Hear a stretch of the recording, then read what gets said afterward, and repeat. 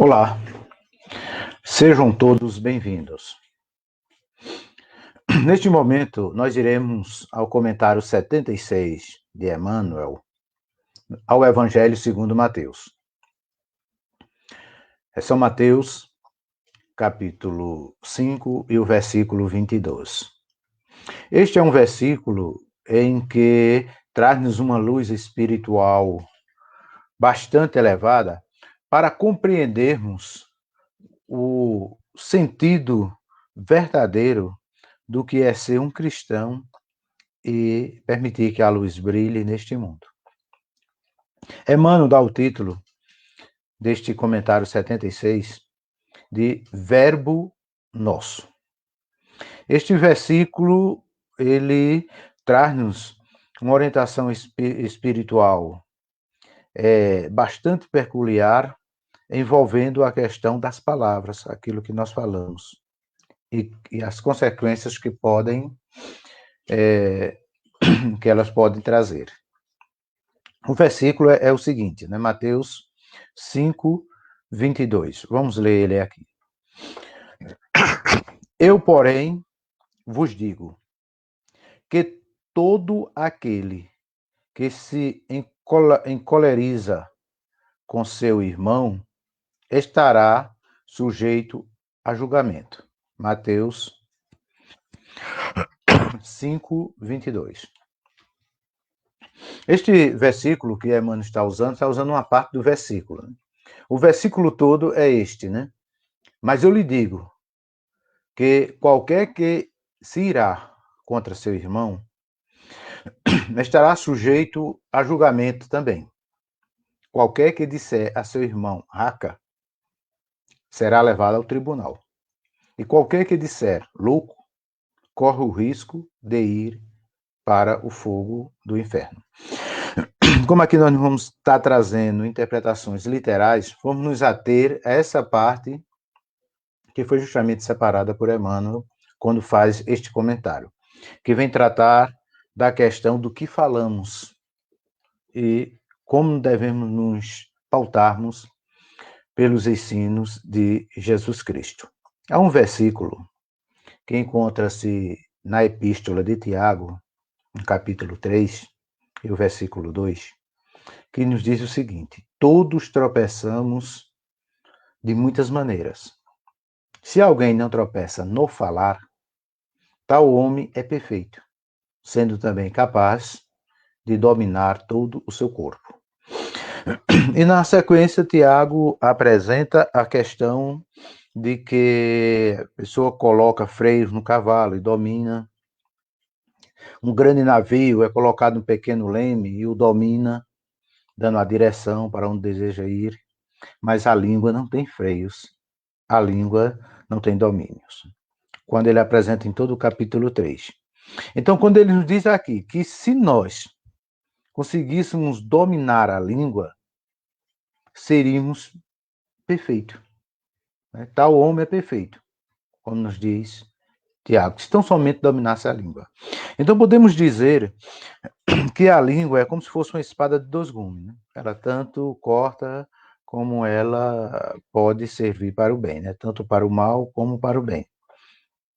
Só que a língua, né, esse órgão que temos, ela não é boa, não é ruim no seu agir. Ela simplesmente é um órgão que nos dá a capacidade de falar. Na realidade, quem usa a língua é o espírito. Então, se falamos coisas más, se falamos coisas irrefletidas, não é a língua que é culpada, é o espírito. É o espírito, em sua inferioridade, em sua maledicência, ele não consegue coordenar as palavras só para o bem, não reflete. Nos diz a sabedoria que no momento da cólera o melhor é ficar calado. O melhor é não dizer determinadas palavras, que às vezes ferimos muitas pessoas queridas. E depois que soltamos as palavras, elas não voltam mais.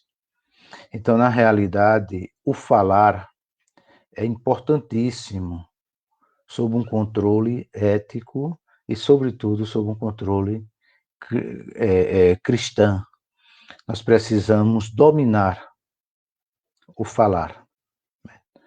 A língua está à disposição do espírito, como todos os outros órgãos do corpo. Não é o braço que pega uma faca para ferir alguém, é o espírito.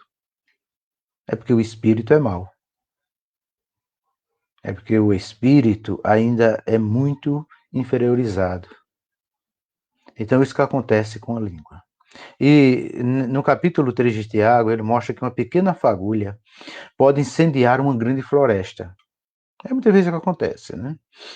Uma pessoa solta uma coisa contra alguém, né? A pessoa sempre fala ao seu melhor amigo, a sua confidente, né? Diz, olha, vou te contar isso, mas é só a você. Você não conte a ninguém. Porque eu confio em você. Aquela que você confia também tem uma pessoa que é de sua confiança e assim por diante. É o que Tiago utiliza como se trazendo um incêndio uma grande floresta. Portanto, precisamos cuidar bem do que falamos.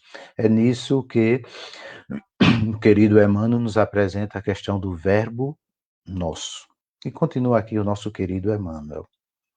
Conhecemos aquelas, né, se referindo às palavras, aquelas que filologia reúne, as que a gramáticas disciplina, as que a praxe entretece e as que a imprensa enfileira.